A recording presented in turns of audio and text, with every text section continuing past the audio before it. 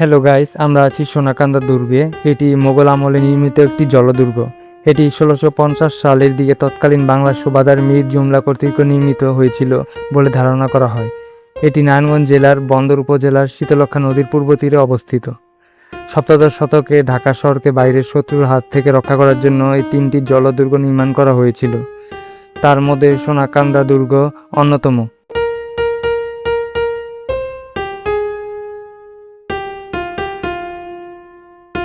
এই সোনাকান্দা কেল্লা মোগল আমলে তৈরি করা একটি জলদুর্গ। 1650 সালের দিকে মোগল আমলে যখন মীর জুমলা বাংলার সুবাদার ছিলেন, তৎকালীন সময় সমৃদ্ধ শহর ঢাকা ও তার আশপাশের এলাকাকে নদীপথে আগত পর্তুগিজ শত্রুদের আক্রমণ প্রতিহত করতে ও জলদস্যুদের আক্রমণ থেকে রক্ষা করার জন্য নদীর তীরেই তিনটি দুর্গ তৈরি করা হয়। এই তিনটি দুর্গকে জলদুর্গ বলা হয়।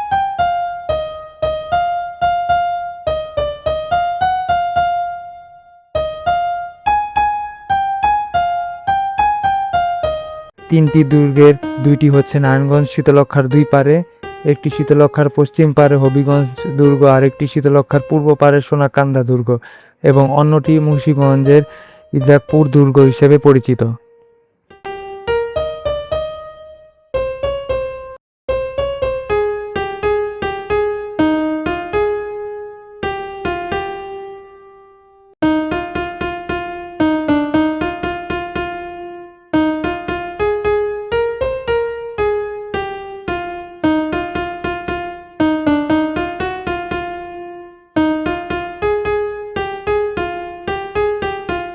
চতুর্ভুজাকৃতি সোনাকান্দা দুর্গটির চারপাশে মজবুত দেয়াল দিয়ে ঘেরা। দুর্গের ভেতরে নিরাপদ থেকে দেয়ালের মধ্য দিয়ে গোলা নিক্ষেপের জন্য বহু সংখ্যক প্রশস্ত অপ্রশস্ত ক্ষুদ্র ক্ষুদ্র ছিদ্র আছে।